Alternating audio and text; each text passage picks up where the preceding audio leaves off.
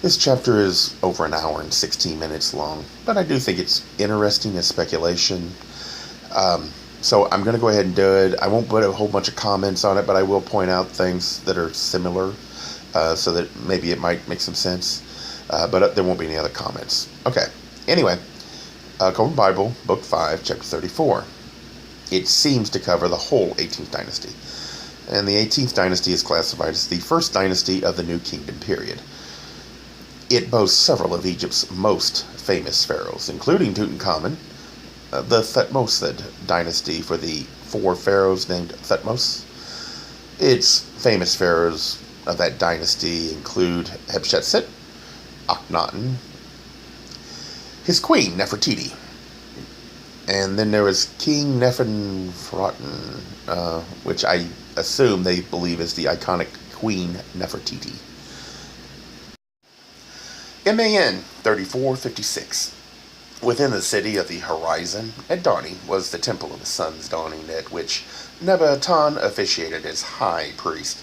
But after his return with Hapoa, he built a residential temple uprivers called the Sun's Blessing. Some men have called it the Temple of the Blessing of Light.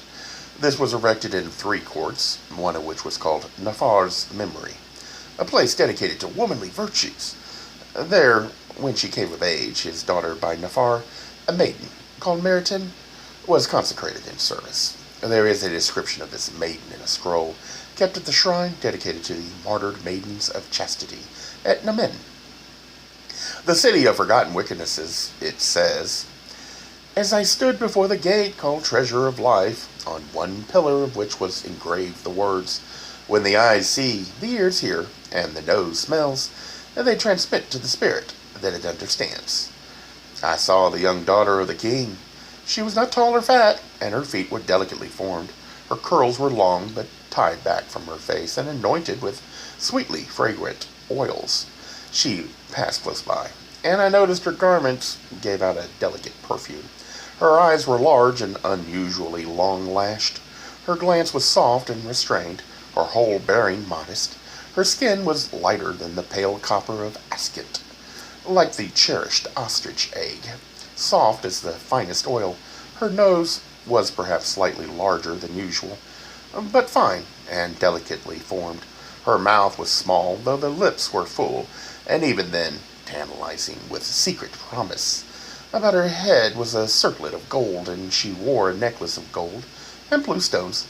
She was clad in a pure garment of fine linen, fringed above and below with blue and red. Upon it were workings of gold ornamentation. On her arms were bracelets of burnished copper, interwoven with gold and silver. She had just come from the sacred grove, and the glistening dew of morning still dampened the lower fringe of her robe. In one hand she carried 2 small bells of copper, and in the other a small hammer of gold. MAN 3457. Such was the daughter of the king. Yet among all the highborn ones, throughout the long length of the fertile lands, threaded like a necklace upon the Nile, there was no man to truly love her. Certainly many desired her, but who among them could say it was for herself alone, desirable as she was in the eyes of any man? No, she would have gone to her marriage bed unloved as a woman should be loved, a pawn in the game of power, a sacrifice at the altar of ambition, a chattel bought as a means of winning favor in the eyes of a ruler. Would not her fate have been better had she been born to a herdsman? Or were she the daughter of a craftsman? Then she could have delighted in the kiss of the hot sun and the caress of the cool breeze. She could have been loved and wanted for herself alone. Such, however, was not her fate. All things she could have had, but this. MAN 3458. It was after the consecration of Meritin that the eyes of Akhnaten wandered towards her lustfully. But perhaps to do him justice, he should not be judged by the same standards as other men. He was the pharaoh of Egypt who, according to ageless tradition, was above wrongdoing. There is not much doubt but that at this time he was under the control of either a demon or a dark one, which had taken possession of his heart.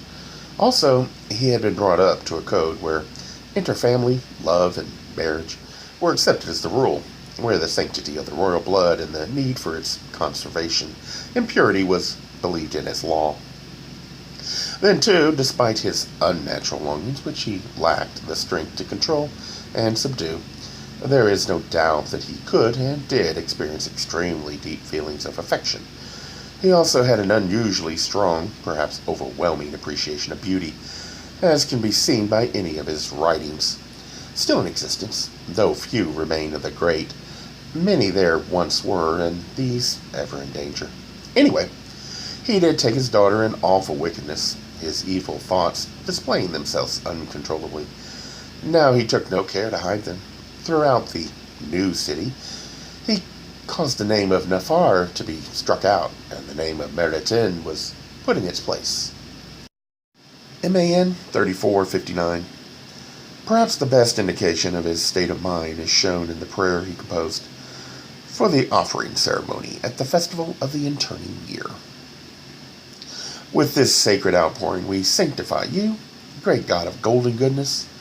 Upon your altar we offer pure butter, cakes of broken barley, fresh meat of clean beasts, dark bread and honey in 3 shades, 2 kinds of beer and dark wine poured out before you.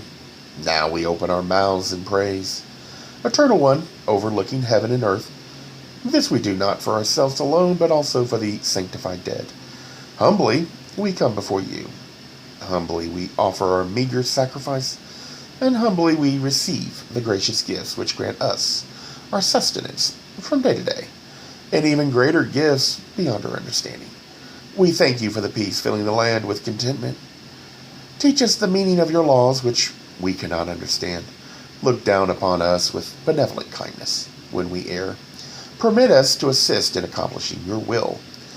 O Lady of Loveliness, coming forth from your place of vigil, O Lady of Protection, coming forth with your maiden attendants, speak for me with the tongue of simplicity and the heart of purity.